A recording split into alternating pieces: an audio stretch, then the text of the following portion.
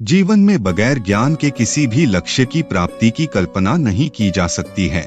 सभी सुखों को पाने और दुख खोन से बचने के लिए मनुष्य को ज्ञान की बहुत आवश्यकता होती है। जीवन में जो व्यक्ति सही समय पर सही ज्ञान प्राप्त करता है और समय आने पर उसका सदुपयोग करता है, तो वह निश्चित रूप अपने जीवन में हमेशा सफल होता है। ज्ञान वो धन होता है जिसे कोई कभी चुरा नहीं सकता है। परदेश में तो व्यक्ति का ज्ञान ही उसके काम आता है। लेकिन ध्यान रहे कि अल्प ज्ञान बहुत खतरनाक होता है। अक्सर कुछ लोग थोड़ा सा ज्ञान पाते ही इतराने लगते हैं। कई बार यह भी देखा जाता है कि आदमी तमाम चीजों का ज्ञान हासिल करता है, लेकिन जिस ज्ञान की उसे असल जरूरत होती है उसे वही नहीं मालूम होता है। जीवन में परिश्रम और सुखों को त्याग करके ही ज्ञान अर्जित किया जा सकता है। अपनी अज्ञानता का एहसास होना ही ज्ञान की दिशा में बढ़ाया गया एक बहुत बड़ा कदम होता है। जीवन में ज्ञान से विनम्रता आती है और विनम्रता से व्यक्ति सुपात्र बनता है। जिस प्रकार प्रेम हमें परिपूर्णता देता है, वैसे ही ज्ञान हमें शक्ति देता है। पढ़ना कभी बंद न करें, क्योंकि ज्ञान की कोई सीमा नहीं होती है। नमस्कार दोस्तों, स्वागत है फिर से आपका ज्ञान से भरी एक और कहानी में। चलिए आज की कहानी में जानते हैं कि कैसे एक महात्मा ने अपने शिष्य की जिज्ञासा को एक सच्ची घटना बताकर शांत किया। एक महात्मा अपने 5 शिष्यों के साथ पैदल यात्रा कर रहे थे।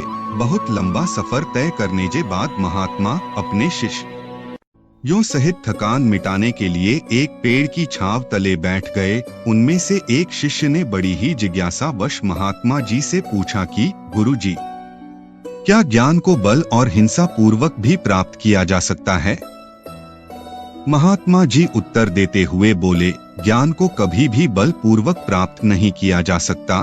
फिर चाहे वो ज्ञान हम प्रकृति से प्राप्त कर रहे हो या मनुष्य से। कोई गुरु अपने शिष्य को ज्ञान या कोई भी अनमोल विद्या देने के लिए तब तक तैयार नहीं होता जब तक गुरु उस शिष्य की विनम्रता, शिष्टाचार, बोलबाणी, चरित्र से संतुष्ट नहीं हो जाता। ज्ञान प्राप्त करने के लिए मनुष्य में प्रेम, समर्पण की भावना, जिज्ञासा व इच्छा शक्ति का होना अति आवश्यक है। चलो मैं आपको इससे संबंधित एक बहुत सच्ची घटना बताता हूँ। एक बार राजा के एक छोटे से मंत्री ने एक गरीब कुम्हार को सोने जैसे बर्तन में खाना खाते देखा, तो वह सोचने लगा कि इस निर्धन दरिद्र के पास ये स्वर्ण की भांति चमकता हुआ बर्तन कैसे?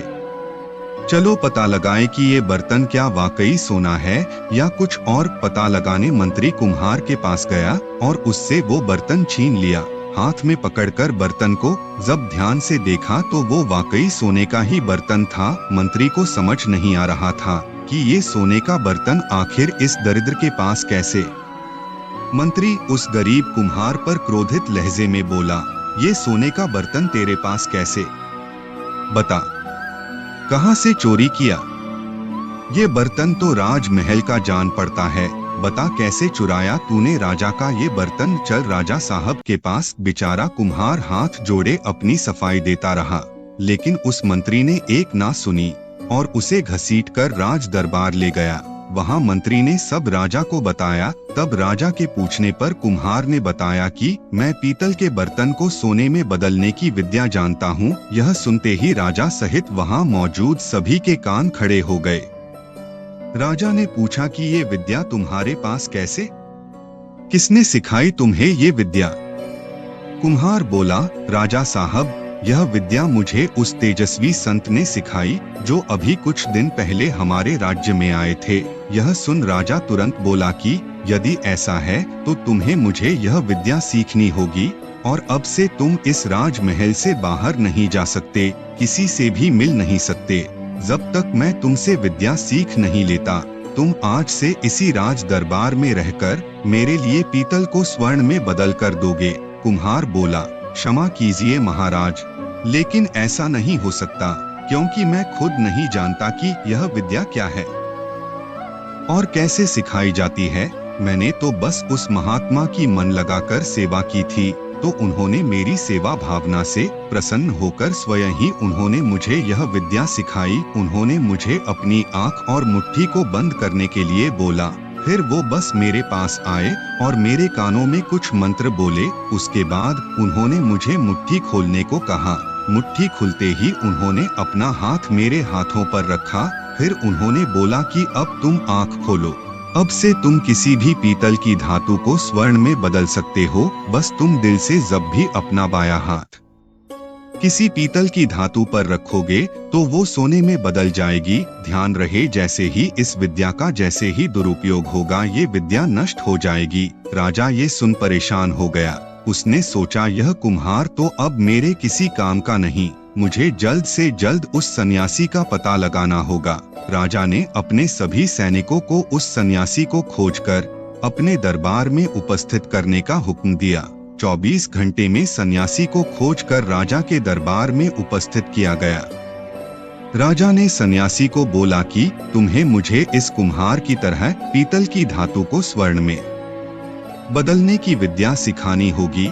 सन्यासी ने विद्या सिखाने से तुरंत मना कर दिया। राजा बहुत क्रोधित हुआ और बोला, लगता है तुम्हें अपनी जान प्यारी नहीं। इतने में मंत्री चुपके से बोला, राजा जी शांत हो जाएं, गुस्से को काबू में रखे, आवेश में आकर ऐसा अनर्थ मत करना वरना आप इस विद्या से वंचित रह जाएंगे, क्योंकि ये विद्या सिर्फ ये सन्यासी ही जानता है। राजा ने कहा, मैं तुम्हें 30 दिन का वक्त देता हूँ, तब तक के लिए तुम इसी राज्य में रहोगे, मैं तुम्हें राज्य से बाहर नहीं जाने दूंगा। राजा रात को जब सोने गया तो उसने सोचा कि ये सन्यासी बहुत निडर है, इसे मौत का खौफ नहीं, बलपूर्वक मैं ये विद्या कभी हासिल नहीं कर पाऊंगा। राजा भेष बदलकर सन्यासी के पास गया और मन लगाकर पूरी भावना से प्रेम से सन्यासी की सेवा की। सन्यासी राजा की सेवा से बहुत प्रसन्न हुए।